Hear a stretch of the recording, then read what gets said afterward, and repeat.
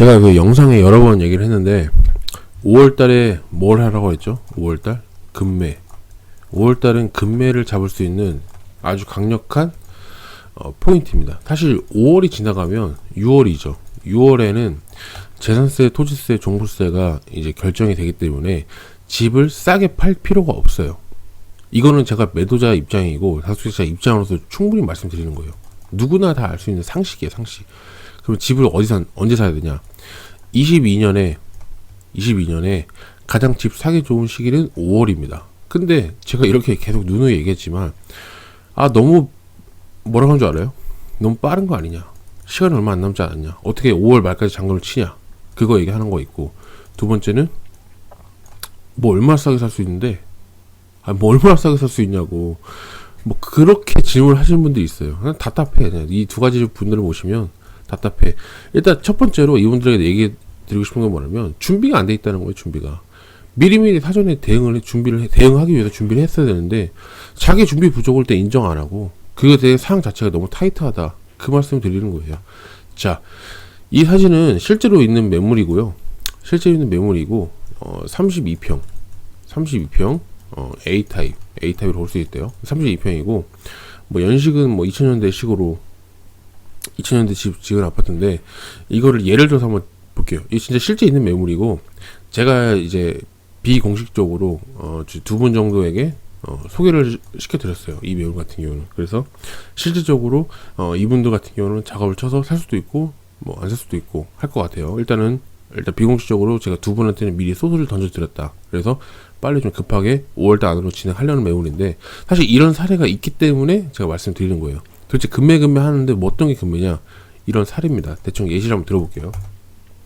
자, 보세요. 32평이죠. 국민평수죠. 근데 집값이 예를 들어서 이 집이 집값이 예를 들어서 4억 2천이라고 가정합시다. 4억 2천이라고 가정합시다. 4억 2천을 가정하는데, 이거는 제가 4억 2천 내놓은 기준은 이 네이버의 호가 기준이 4억 2천이라는 얘기입니다. 근데 일단 협의를 하겠죠. 야, 내가 잔금을 5월 안으로 치겠다. 5월 안으로 치면 얼마에 줄 거냐 라고 했더니, 제가 봤을 때는 공식적으로 3억 6천을 얘기했어요. 3억 6천을 얘기했고, 조금만 더 깎으면 3억 5천. 이거를 왜 가능하냐고 얘기를 하냐면, 분명히 5월 말에 잔금 치른 조건은 3억 6천인데 5월 달에 이분이 뭐 하시냐고 항상 물어보죠. 혹시 뭐 어디 이사 가시냐, 아니면 어떤 계획이 있으시냐, 그런 거를 넌지시한 물어봤는데, 아니 이분도 마찬가지로 5월 말쯤에 잔금을 칠 게 있는 거예요. 있으니까 돈이 급해 안 급해? 이왕이면 돈이 급하잖아요. 그러니까 급한 놈이 질 수밖에 없는 게임이에요, 이 시장은. 그래서 3억 6천도 당연히 되지만 3억 5천까지도 노려볼 수 있다. 만약에 3억 5천까지 노리게 되면 7천만 원의 차익이 생기는 거고, 3억 6천이면 거의 6천만 원의 차익이 발생이 되는 꼴입니다. 이해하시나요? 이거 같은 경우는 6천만 원이고 3억 5천까지 깎으면 7천만 원입니다. 7천만 원. 이 금액이 어떤 한 사람의 대기업의 연봉입니다. 연봉. 맞잖아. 그래서 보시면은 지금 현재 이 해당 아파트의 매물 가격대는 제가 계속 말씀드렸지만 4억에서 4억 5천이라고 보겠죠. 왜? 지금 현재 이 매물은 4억 2천이었으니까 그럼 4억에서 4억 5천 대인 거죠. 그러면 살 수만 있다면 3억 5천에서 3억 6천 대는 지금 현재 거의 경매가 수준이랑 비슷하다. 그리고 참고로 여기는 공실이었다.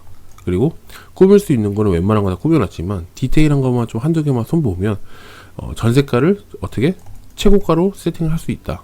근데 단 그런 건 있죠.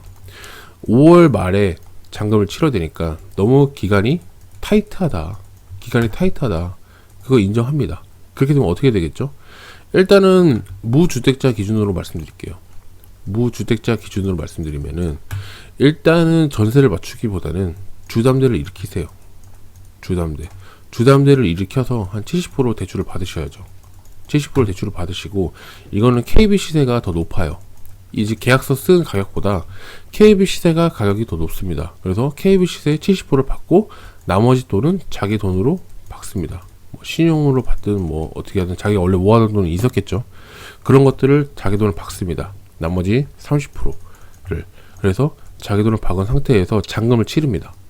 잔금을 치른 상태에서 어차피 6월 이후에 급할 게 없잖아요. 담보대출도 일으켰고 했기 때문에. 그래서 6월달 이후에 전세를 구합니다. 그리고 급할 게 없기 때문에 전세 가격을 최대한 높게 받습니다. 그러면 우리가 3억 5천이나 3억 6천에 샀잖아요. 이렇게 되면 3억에서 3억 2천 정도, 3억 2천 정도의 전세를 구해야겠죠. 3억 2천 정도의 전세를 구하게 되면 보통 3천에서 4천만 원에 집을 사게 되는 꼴이 됩니다. 이 아파트를. 일단 이 아파트가 어딘지는 제가 말씀 못 드리겠지만 입지가 상당히 훌륭하거든요. 입지가 훌륭한 아파트를 이 정도 살 수가 있다. 먼저 순서가 좀 바뀌게 되고 그 다음에 중도 상환수수를 내게 될 거예요. 중도 상환수를 내게 되지만 충분히 그럴 만한 가치가 있다. 충분히 그럴 만한 가치가 있다. 그래서 그런 점을 포인트로 두시면 어쨌든 순서가 바뀌었지만 미리 전세를 세팅하면 좋겠죠. 근데 하지만 이렇게 한 번씩은 돌아가게 되면 좋은 방법이 보일 수도 있다. 이렇게 볼 수 있을 것 같고, 일단은 다주택자 입장 같은 경우는 일단 전세를 지금 5월 말까지 구할 수가 없으니까 이 방법을 좀 생각을 해보셔야 돼요. 뭐 P2P를 받는다든지 아니면 어차피 P2P 같은 경우는 단기로 받는 거니까 그렇게 받는 거를 생각하시든지 아니면 어디서 자금을 융통할 수 있는 그 개개인의 좀 그런 방법이 있다고 저는 생각을 해요.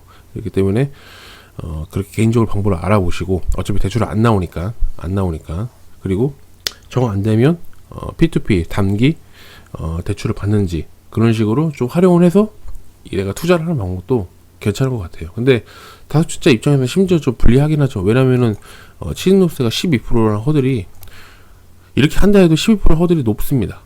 높아요. 이게 3억 6천만 해도 얼마야? 금액이 뭐 거의 한 4, 5천만 원도 되니까 그 세금으로만 나가는 게 이게 무시는 못할 수준이긴 합니다. 그래서 사실 이런 기회는 언제든지 널려 있다.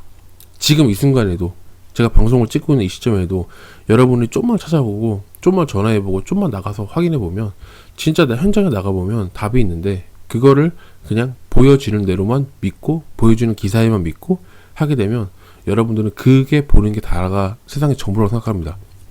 사실 그게 아니거든요. 여러분들이 보지 못한 세상이 더 있어요. 찾아보시면 더 많다 이 말이에요. 조금만 찾아보시면 조금만 더 깊숙하게 보시면 여러분들이 보지 못하는 그 세계, 그러니까 싸게 살 수 있는 기회가 굉장히 많다는 거예요. 지금 이 순간에.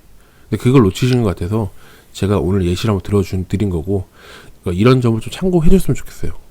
무슨 말인지 아시겠죠? 그래서 오늘 영상도 도움 되셨으면 좋겠고요. 다음에도 더 좋은 영상으로 찍는 엘리트 미션 되도록 하겠습니다. 감사합니다.